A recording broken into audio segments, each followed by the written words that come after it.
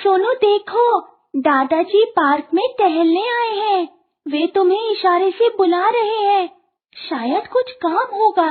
सोनू, बेटा मैंने ये पत्र तुम्हारे मामा जी को लिखा है। तुम इसे लेटर बॉक्स में डालाओ। एक बार इस पर लिखा पता तो पढ़कर सुनाना। दादाजी, क्या मैं पढ़ूं? अच्छा रिंकी, तुम ही पढ़कर सुना दो।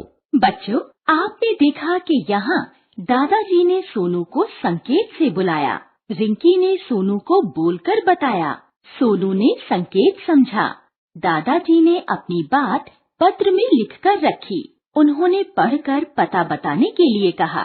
संकेत, बोलना, सुनना, पढ़ना और लिखना, ये सब अपने भावों एवं विचारों को दूसरों तक पहुंचाने के साधन हैं। मनुष्य ही नहीं, दूसरे प्राणी भी अपने तरीके से अपनी इच्छा, अपने भाव दूसरे प्राणियों तक पहुंचाते हैं। मनुष्य उन दूसरे प्राणियों से कुछ अलग है, क्योंकि उसके पास वाणी का वरदान है। मनुष्य शब्दों द्वारा अपनी बात एक दूसरे तक पहुंचाते हैं। शब्दों के इस संपदा को ही भाषा कहते हैं। भाषा वह साधन है जिसके द्वारा हम बोलकर या लिखकर दूसरों तक अपने विचार एवं भाव पहुंचाते हैं। प्रयोग के आधार पर भाषा के दो रूप हैं। मौखिक भाषा, यह वह भाषा रूप है जिसे हम बोलते सुनते हैं।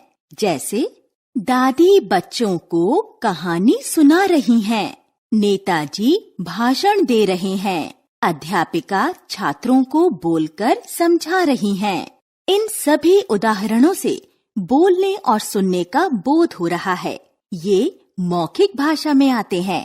लिखित भाषा, जब कोई बात लिखकर कही जाए, लिखी हुई बात को पढ़कर समझा जाए, तो वह रूप भाषा का लिखित रूप होता है। पत्र, सड़क पर लिखे पथ प्रदर्शक शब्द, पुस्तकें, सुबह सुबह सबका प्यारा समाचार पत्र, ये सब भाषा के लिखित रूप हैं। जैसे रीना पत्र लिख रही है, पिताजी अखबार पढ़ रहे हैं, रोहन पुस्तक पढ़ रहा है, कोमल ने पोस्टर पर लिखा। उपर्युक्त सभी उदाहरण लिखने और पढ़ने का बोध करा रहे हैं। ये लिखित भाषा के अंतर्गत आते हैं। हम अक्सर संकेतों से भी अपनी बात समझाते हैं। संकेतों से अपने विचार व्यक्त करने वाली भाषा सांकेतिक भाषा कहलाती है, किंतु व्याकरण में सांकेतिक भाषा को मान्यता नहीं दी जाती। आओ बच्चों, अब तुम्हें लिपि के बारे में बताएं। लिपि, मुख से निकली ध्वनियों को लिखित रूप में जिन निश्चित चिन्हों द्वारा प्रकट किया जाता है, उसे लिपि कहते हैं। विचारों या ध्वनियों को लिखकर प्रकट करने वाले निश्चित चिन्ह लिपि कहलाते हैं। हर भाषा की अपनी लिपि होती है।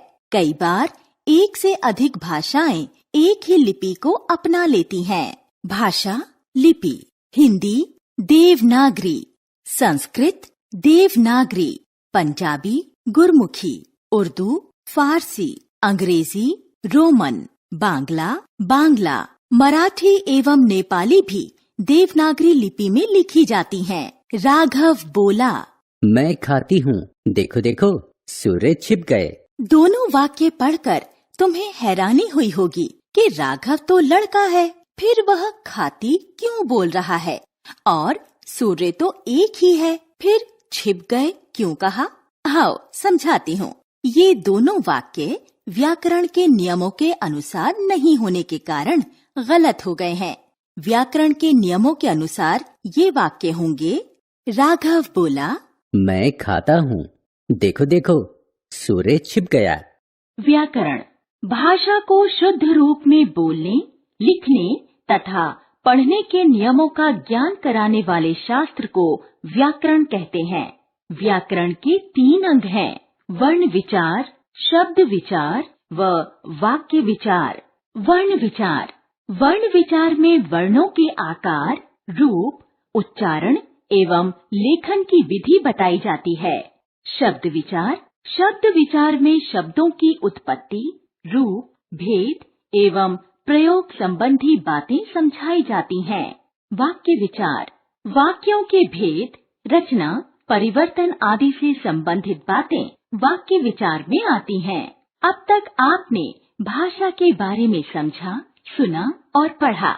आइए आपको अब बोली से परिचित कराते हैं। बोली भाषा के क्षेत्रीय रूप को बोली कहते हैं। सामान्यतः किसी भाषा का क्षेत्र उसकी बोलियों की तुलना में बड़ा होता है। भाषा की तरह ही बोलियों का भी लिखित अलिखित व्याकरण होता है। किसी भाषा की बोलियों का साहित्य उस भाषा का ही साहित्य माना जाता है। हिंदी भाषा की आज अनेक बोलियां हैं, जैसे हरियाणवी, पहाड़ी, कुमाऊनी, गढ़वाली, मैथिली, मगही इत्यादि।